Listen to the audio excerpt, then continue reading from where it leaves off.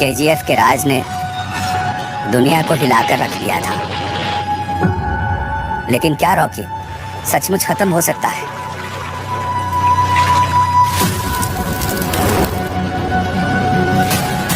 दुनिया समझती थी कि कहानी खत्म हो गई, लेकिन रॉकी भाई की कहानी कभी खत्म नहीं होती। तुम्हें क्या लगा रॉकी भाई की कहानी का दी एंड हो गया? कहानी का दी एंड नहीं, अभी तो कहानी शुरू ही हुई है।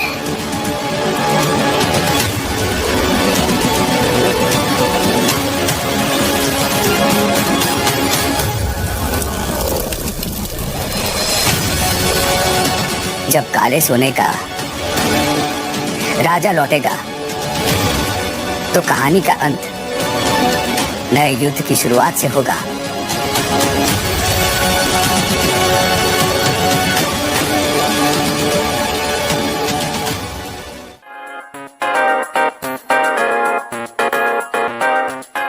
नमस्कार आदरणीय उपस्थित जनसमूह, आज मैं आप सभी के सामने भारतीय सिनेमा की सबसे बड़ी और प्रतिष्ठित फिल्मों में से एक केजीएफ के तीसरे अध्याय पर अपने विचार साझा करने के लिए उपस्थित हुआ हूं।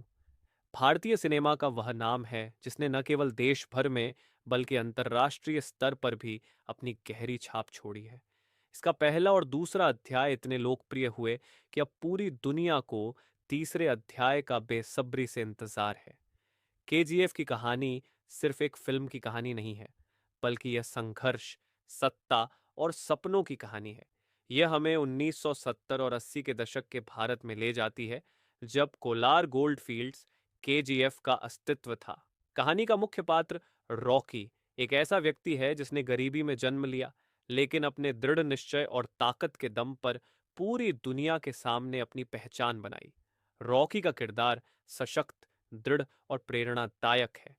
उसने यह साबित किया कि अगर आपके इरादे मजबूत हैं तो आप किसी भी मुश्किल को पार कर सकते हैं। पहले और दूसरे अध्याय में हमने देखा कि रॉकी ने कैसे केजीएफ पर कब्जा किया और उसे अपना साम्राज्य बनाया। साथ ही उसने अपने दुश्मनों को हराकर खुद को सुप्रीम पावर के रूप में स्थापित किया। केजीएफ चैप्टर 2 ने जहां कहानी समाप्त की, वहां से दर्शकों की उत्सुकता और भी बढ़ गई है। रॉकी के भाग्य और केजीएफ की सत्ता का भविष्य चैप्टर 3 में ही तय होगा। कई सवाल हैं जो दर्शकों के मन में हैं। क्या रॉकी बच पाएगा?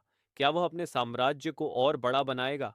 क्या वह अपने दुश्मनों को मात देकर अपनी विरासत को हमेशा के लिए अमर कर पाएगा? चैप्टर 3 से उम्मीद है कि यह पहले से भी अधिक भव्य, रोमांचक और दमदार होगा। हमें यह भी उम्मीद है कि इसमें और गहराई से रॉकी के अतीत और उसके संघर्षों को दिखाया जाएगा। केजीएफ ने भारतीय सिनेमा के स्तर को एक नई ऊंचाई पर पहुंचाया है। इसका निर्देशन, पटकथा, संगीत और विशेष प्रभाव वीएफएक्स सभी बेहतरीन है। प्रशांत नील जो इस फिल्म के निर्देशक हैं, उन्होंने यह साबित कर दिया कि भारतीय सिनेमा में भी हॉलीवुड स्तर की कहानियां और प्रस्तुतियां हो सकती हैं। यश जो रॉकी का किरदार निभाते हैं, ने अपने अभिनय से दर्शकों के दिलों में खास जगह बनाई है। यह फिल्म न केवल मनोरंजन का माध्यम है, बल्कि यह समाज को यह संदेश देती है कि अगर आप मेहनत और लगन से कुछ करने की ठान लें, तो आप कुछ भी हासिल कर सकते हैं। फैंस का मानना है कि चैप्टर 3 में रॉकी का मुकाबला और भी खतरनाक और ताकतवर दुश्मनों से होगा। हो सकता है कि इस बार कहानी अंतर्राष्ट्रीय स्तर पर भी पहुंचे। रॉकी के साम्राज्य के प्रति उसके प्रति वफादारी दिखाने वाले लोग क्या उसकी मदद करेंगे? और सबसे बड़ा सवाल, क्या रॉकी अंत में एक नायक के रूप में उभरेगा या वह सत्ता और लालच का शिकार बन जाएगा? अंत में केजीएफ चैप्टर 3 केवल एक फिल्म नहीं है, बल्कि यह उन लाखों प्रशंसकों की उम्मीदों और सपनों का प्रतीक है जो इस कहानी से जुड़ चुके हैं। यह फिल्म हमें दिखाती है कि सपने देखने की कोई सीमा नहीं होती और उन्हें पूरा करने के लिए हमें अपने प्रयासों की भी कोई सीमा नहीं रखनी चाहिए।